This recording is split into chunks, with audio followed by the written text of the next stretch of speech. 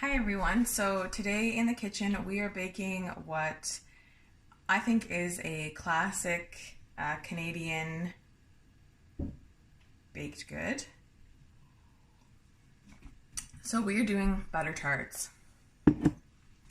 I'm using the cookbook that my grandma hand wrote for me with some of her favorite recipes. So first we're going to start. When you're doing tarts, you can buy the pre-made tart shells if you're not into pastry. But honestly, I find pastry to be pretty easy.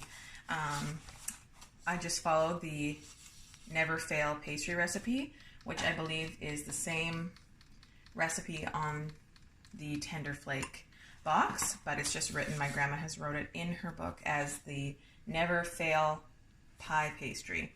So that's what you want to start with to make the pastry for your tart shells. Okay, so I've got my flour.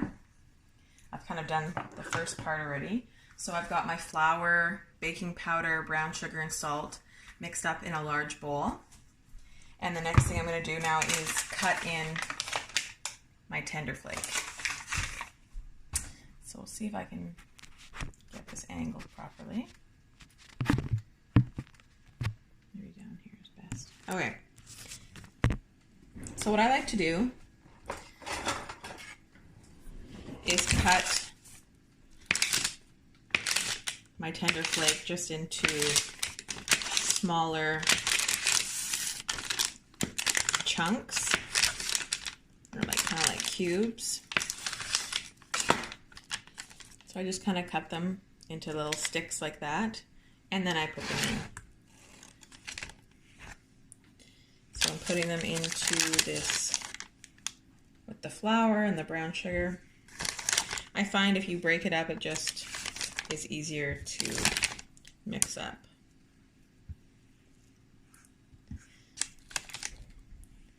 So we'll get those all in there.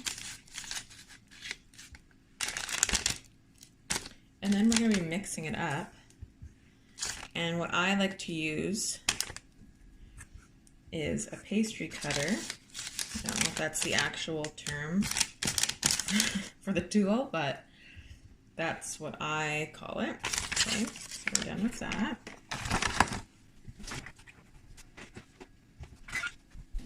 Okay, so I use one of these.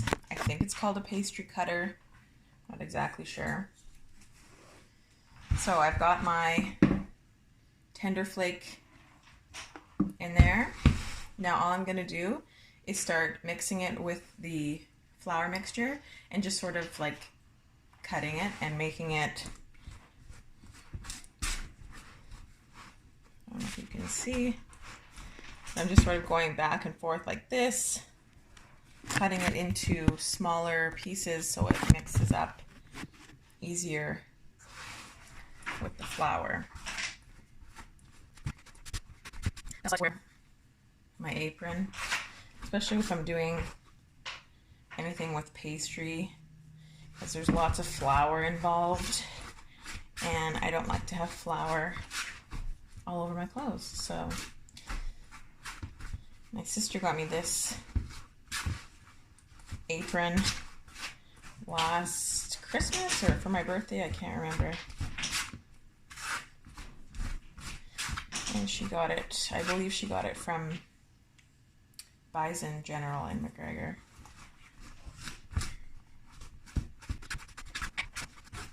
So I just do this until all the pieces of the Tender Flake are broken up and it starts to kind of look kind of flaky and doughy. Because we're also going to be mixing this with our hands pretty soon as well, but just to make sure that it's fairly incorporated and in smaller bits. Okay, so I think that's good. Sometimes I like to get my hands in there and just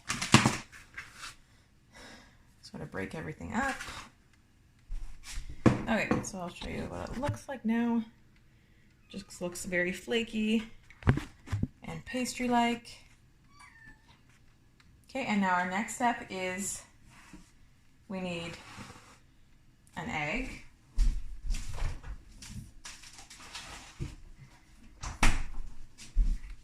This is where it gets messy. And my grandma even writes in here that you're going to mix it with your hands and hope that the phone doesn't ring. Because this is the messy part. Okay, so we need 1 egg. So in a measuring cup, we're going to beat the egg slightly.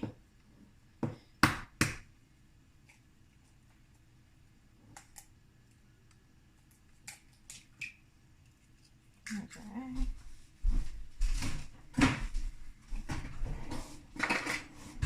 So we're going to beat it just a little bit. Then we're going to fill to the 3/4 line with cold water. And then we're adding in 2 tablespoons of vinegar. Okay, so I got the water. I'm going to add my vinegar.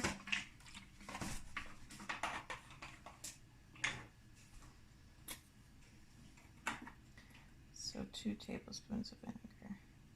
1 and 2.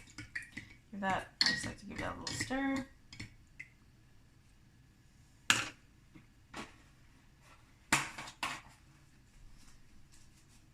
Okay, now we're gonna mix this all up, get our hands a little messy.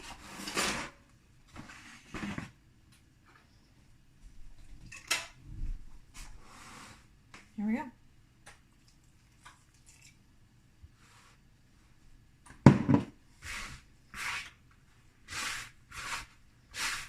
So, like I said, I've never had an issue making my own pastry. I've just follow this recipe, and honestly, yeah, it's hasn't failed on me yet, so hopefully this isn't the time.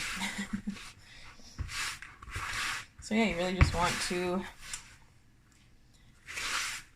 mix it up. It's a little sticky, that's okay, because if you're doing tarts or pies, you're going to be rolling it out onto flour anyways.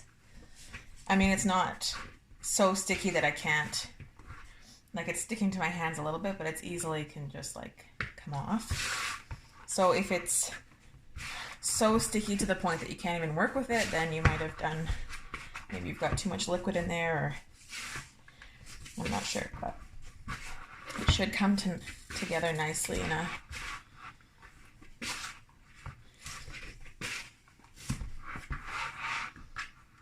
okay, so as you can see, it is starting to come together. Oops, nicely. So yeah, not super sticky. My kitty is getting herself into some trouble. Okay, so that's all mixed. If I were doing pies now, so one of these would make 3 pies. If you're doing like a apple pie that needs a base and a top layer. If you were just doing like a pumpkin pie or a pie that doesn't require a top layer, then you would get 6 pies out of this one tender flake, which is pretty good. So because I'm doing tarts today, I will break it off into smaller pieces to work with at a time, so I'm not rolling out one big large pastry. So yeah, I'll maybe break it off into smaller pieces and roll them out. So we'll get to that step next. Okay, so now we're going to work on the filling of the butter tart. So it's really quite simple. You just need brown sugar, eggs, vanilla, margarine, and of course raisins.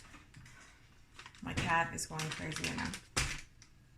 Okay, and I like to mix my filling in one of these large glass measuring.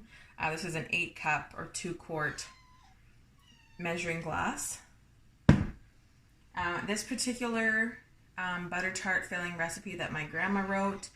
I figured out it makes about 15 tarts. So I usually like to double or triple it, and that's why I use this big glass, because I don't want to constantly be remaking my filling, because once you get rolling out your pastry and cutting it, that part goes quite quickly, and so I don't want to be constantly mixing my filling. I want enough, especially to get at least 2 dozen tarts into the oven at a time. Okay, so let's make the filling. So I'm going to double it. So I'm using 4 eggs. And if you are going to make tarts, if you're planning on making a bunch, it does require a lot of eggs.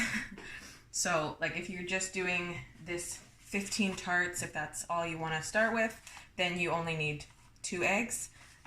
But if you're making a bunch like I am, then make sure you've got lots of eggs. Okay, so I'm doubling, so I'm using 4 eggs.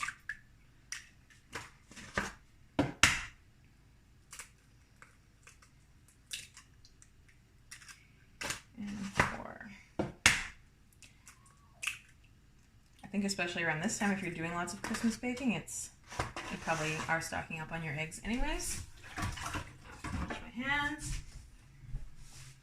Another little side tip, something that I personally like to do is I just keep a sink full of like water and dish soap so that I can be washing my hands kind of periodically, because I don't, especially if I'm touching eggs and things like that, then I like to wash my hands and come back. Anyway, okay, we've got our eggs. We're doing 2 cups of brown sugar.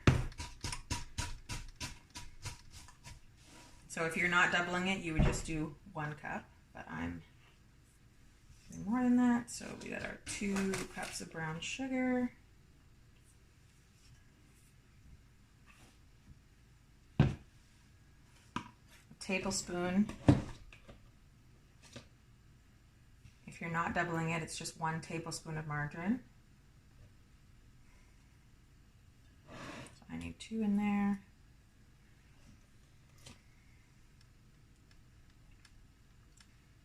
And a teaspoon of vanilla,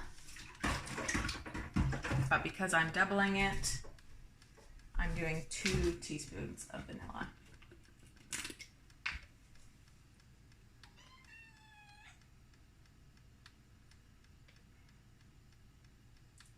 Okay, and we're just gonna whisk that all together. There's our filling. Let's whisk.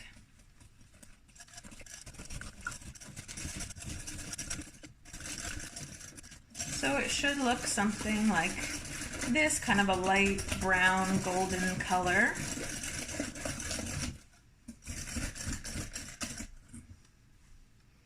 So it should look something like that.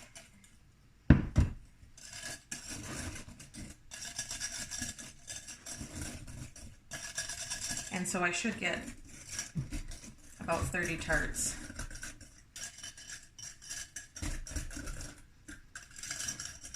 I'll get my 2 dozen for sure. Okay, so now let's put it all together. Okay, so I've got a piece of my pastry, and now we're going to roll it out. So you want to flour, make sure you flour your surface.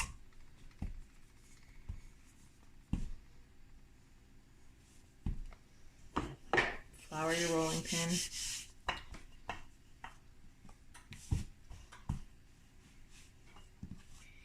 Now, I'm not a professional baker in the sense that I could tell you how thick I roll or how thick or thin I roll my dough. I just kind of eyeball it, I think, just from doing it.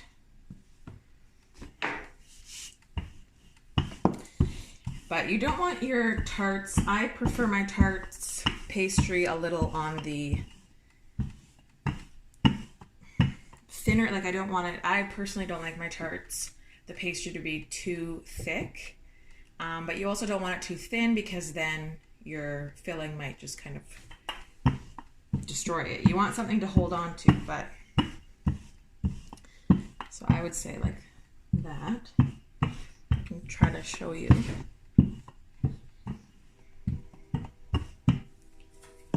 not too thick, not too thin, just right. So it really takes some practice, I think, just trying it out. You can't really see it. Yeah, so anyways, not too thick, not too thin. Okay, so now you want to cut your dough. I just use this cup, and you could use obviously a circular cookie cutter or whatever's going to work for you. Kind of a side story, I got this cup from my grandma Frida, who passed away a few years ago now, but she used to use this cup to cut out her pierogi dough, and so it basically does the same thing for your tart. So I've cut it out in my circles. See, I don't know if you can kind of tell, not too thick, not too thin. I've got my muffin tin here all greased and ready. I'll try to get this so that you can see what I'm doing. I don't know the best angle. Okay, so I'm just setting it in the pie tin, or in the muffin, and just sort of gently pressing down. So it should kind of come up on all sides, right? You don't want it too flat in there. And just gently pushing them in.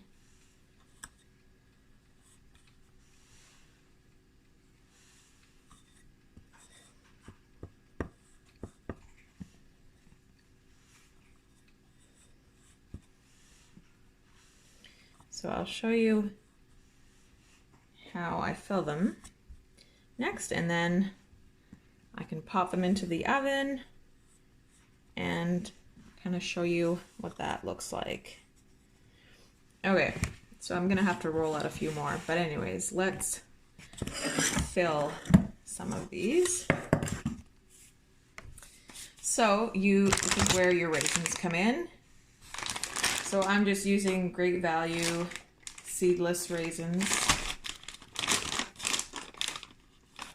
And you want to put, I don't know, 6 or 7 raisins into the tart shells. You could also omit the raisins if you're not a raisin fan, but I feel like a classic butter tart has raisins, but you do you. I've made these for my sister before with no raisins, just because she likes the filling, but not the raisin part of it, which is fine too.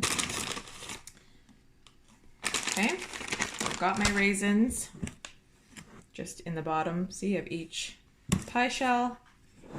Let's get our filling. Just mix it all up again. It's kind of settled together. I like to use for this part just like a soup ladle, and filling your tarts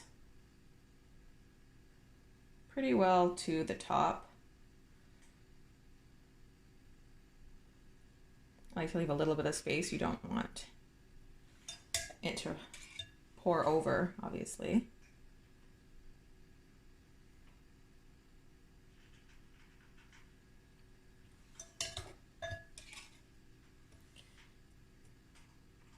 I try not to make a mess with pie or tart filling everywhere, but it happens.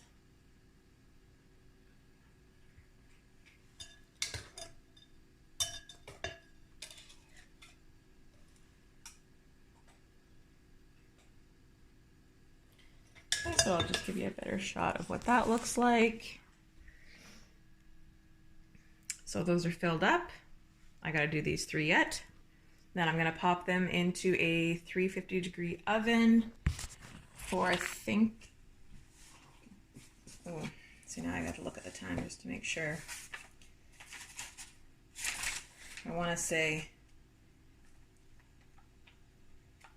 10 to 20 minutes, but let me just double check. Yeah, so bake 10 or 20 minutes in the 350 oven. So I'll give you a little tip once I've got them in the oven. 10 to 20 minutes is sort of a big range. So I'll kind of let you know how you can tell when your tarts are done. Okay, so I just wanted to show you, yeah, the bottom of my oven is kind of dirty, but anyways, let's focus on the tarts. I've had them in for about 15 minutes, and as you can see, they're still quite jiggly.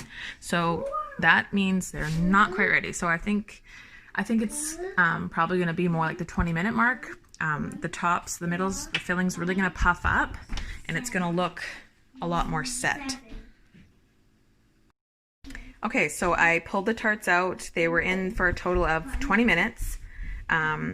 So as you can see, there's no jiggling. The filling is set.